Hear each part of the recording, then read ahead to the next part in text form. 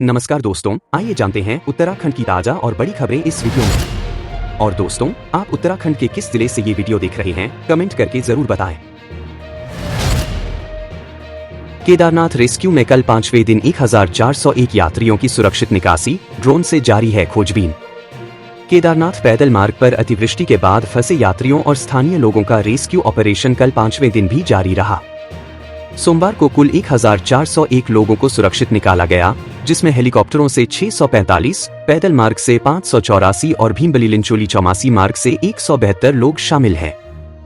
अब तक कुल 11,775 यात्रियों का रेस्क्यू किया जा चुका है।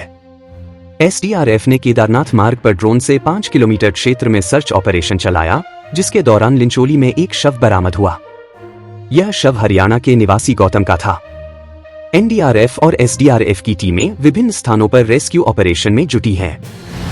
पूर्व सैनिकों को मिलेंगे 1 लाख रुपए की सहायता, अन्य राहत योजनाओं पर चर्चा। उत्तराखंड में पूर्व सैनिकों और उनके आश्रितों को घर के रखरखाव के लिए 1 लाख रुपए की सहायता राशि देने का निर्णय लिया गया है। यह राशि 15 साल में एक बार प्रदान की जाएगी। सैनिकों के आश्रितों को अंतिम संस्कार के लिए 10,000 रुपए, चिकित्सा और इंजीनियरिंग शिक्षा के लिए 50,000 रुपए की छात्रवृत्ति और नॉन पेंशन भोगी पूर्व सैनिकों को हर साल 25,000 रुपए का आकस्मिकता अनुदान दिया जाएगा। इसके अतिरिक्त सेना और पुलिस में चयनित पूर्व सैनिक आश्रितों को 40,000 रुपए की मदद दी जाएगी और कक्षा 1 से स्नातकोत्तर तक की छात्रवृत्ति राशि भी बढ़ाई गई है। दोस्तों, अगली खबर का रुख करते हैं। ऋषिकेश एम्स में मिली कटी हुई हथेली, अस्पताल में हड़कंप। ऋषिकेश स्थित अखिल भारतीय आयुर्विज्ञान संस्थान एम्स में बिलिंग काउंटर के पास एक स्ट्रेचर के नीचे एक कटी हुई हथेली मिलने से सनसनी फैल गई।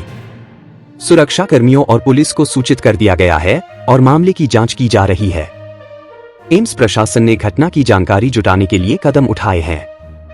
इस तरह का मामला अस्पताल परिसर में लापरवाही को दर्शाता है और सीसीटीवी फुटेज से स्ट्रेचर की आवाजाही की जानकारी प्राप्त की जा सकती है। जंगली मशरूम खाने से 2 महिलाओं की तबीयत बिगड़ी, एक की मौत। उत्तरकाशी के चिन्याली सौर के जोगत मल्ला में 2 महिलाओं की जंगली मशरूम खाने से तबीयत खराब हो गई। इनमें से एक महिला की देर रात इलाज के दौरान मौत हो गई, जबकि दूसरी महिला को गंभीर हालत में जिला अस्पताल रेफर किया गया। रविवार को ये महिलाएं जंगल में लकड़ी बीनने गई थीं और जंगली मशरूम लेकर घर लौटी थीं।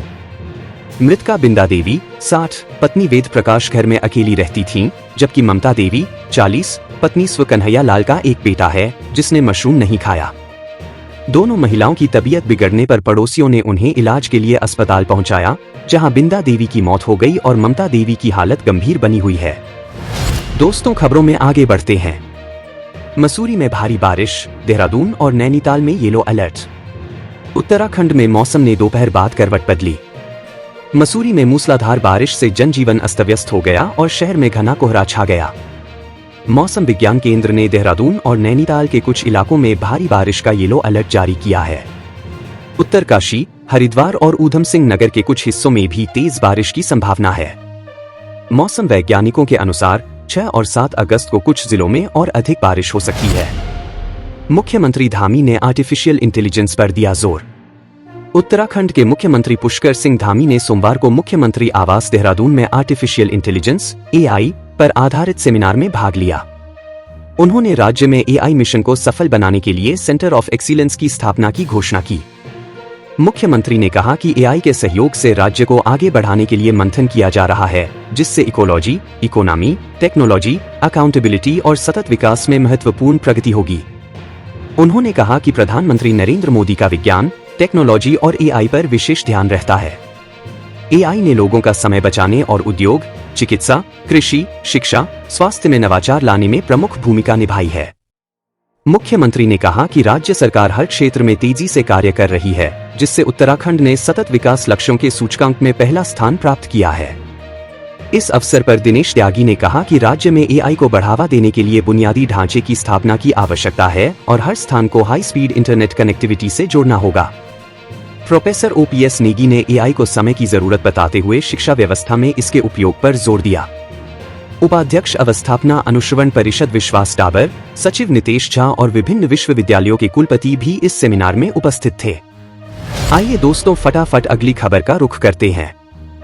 उत्तराखंड में भारी बारिश का अलर्ट, इस हफ्ते भी नहीं मिलेगी राहत। उत्तराखंड में बारिश का कहर थमने का नाम नहीं ले रहा है। मौसम विभाग ने फिर से प्रदेश के कई जिलों में भारी बारिश का येलो अलर्ट जारी किया है। मौसम विभाग के अनुसार देहरादून और बागेश्वर जिलों में भारी बारिश की चेतावनी दी गई है। इसके अलावा कुछ इलाकों में भी तेज बारिश की संभावना जताई गई है। आज 6 अगस्त को प्रदेश के कई जिलों में हल्की से मध्यम बारिश के आसार बने हुए हैं।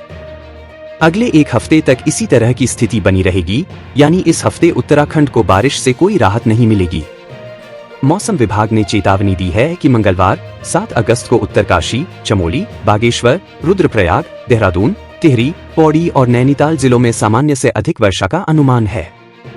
पहाड़ों में भारी बारिश से भूस्खलन और फ्लैश फ्लड की घटनाएं बढ़ सकती हैं।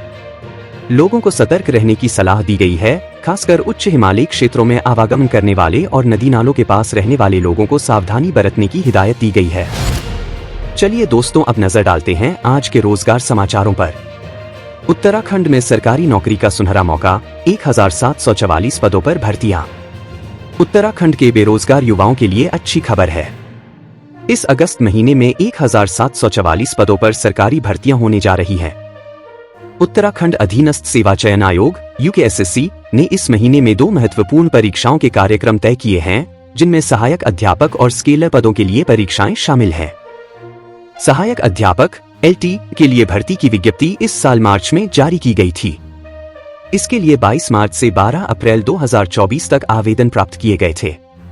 सहायक अध्यापक के 1544 पदों के लिए परीक्षा 18 अगस्त को आयोजित की जाएगी। इस परीक्षा के लिए 52,000 अभ्यर्थियों ने आवेदन किया है। यह परीक्षा राज्य के सभी 13 जिलों में आयोजित की जाएगी और इसके लिए 153 परीक्षा केंद्र बनाए गए हैं।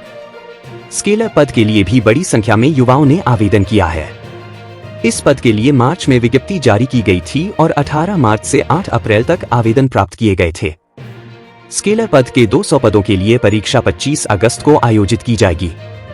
इसके लिए राज्य के 4 जिलों में परीक्षा केंद्र बनाए जाएंगे।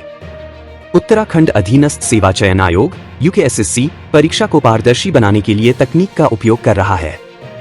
इन परीक्षाओं की लाइव स्ट्रीमिंग की जाएगी और पुलिस व इंटेलिजेंस की मदद ली जाएगी। आयोग ने परीक्षा को नकल मुक्त बनाने के लिए हर संभव प्रयास किए हैं। इंडियन ऑयल में अप्रेंटिसशिप का सुनहरा मौका, 400 पदों पर भर्ती। Indian oil corporation limited IOCL ने ट्रेड, टेक्नीशियन और ग्रेजुएट अप्रेंटिस के लिए आवेदन आमंत्रित किए हैं। यह भर्ती तमिलनाडु, कर्नाटक, केरल, आंध्र प्रदेश और तेलंगाना के दक्षिणी क्षेत्र के लिए की जा रही है। इच्छुक उम्मीदवार इंडियन ऑयल की आधिकारिक वेबसाइट iokl.com पर जाकर आवेदन कर सकते हैं। आवेदन जमा करने की अंतिम तिथि 19 अगस्त है। इस भर्ती में फिटर, इलेक्ट्रीशियन, इलेक्ट्रॉनिक मैकेनिक और मशीनिस्ट जैसे विभिन्न ट्रेड शामिल हैं। साथ ही मैकेनिकल, इलेक्ट्रिकल, इंस्ट्रूमेंटेशन, सिविल और इलेक्ट्रॉनिक्स विषयों में तकनीशियन और ग्रेजुएट भूमिकाएं भी शामिल हैं। IOCL अप्रेंटिस पदों पर आवेदन करने के लिए कोई आवेदन शुल्क नहीं है, जिससे यह सभी पात्र उम्मीदवारों के लिए सुलभ है। अधिक जानकारी के लिए उम्मीदवार IOCL की आधिकारिक वेबसाइट पर जा सकते हैं। गुरु तेग बहादुर अस्पताल में जूनियर रेजिडेंट पदों पर भर्ती, इंटरव्यू से होगा चयन। गुरु तेग बहादुर अस्पताल ने जूनियर रेजिडेंट के 43 रिक्त पदों के लिए आवेदन प्रक्रिया शुरू कर दी है। MBBS डिग्री धारक उम्मीदवार इस भर्ती में शामिल होने के लिए 8 अगस्त 2024 तक आवेदन कर सकते हैं। चयन इंटरव्यू के माध्यम से किया जाएगा, जो 9 अगस्त 2024 को आयोजित होंगे। आवेदन करने के लिए उम्मीदवारों को सबसे पहले गुरु तेग बहादुर अस्पताल की आधिकारिक वेबसाइट gtbh.delhi.gov.in पर जाना होगा। वहां रिक्रूटमेंट सेक्शन में भर्ती से संबंधित नोटिफिकेशन पर क्लिक करें। इसके बाद नोटिफिकेशन में दिए गए गूगल लिंक पर क्लिक करें और मांगी गई सभी जानकारी भरकर आवेदन प्रक्रिया को पूरा करें। दोस्तों, अभी के लिए बस इतना ही। उत्तराखंड और देश दुनिया की ताज़ा खबरों के लिए ओहो न्यूज़ को YouTube पर सब्सक्राइब करें और Facebook पर फॉलो करें।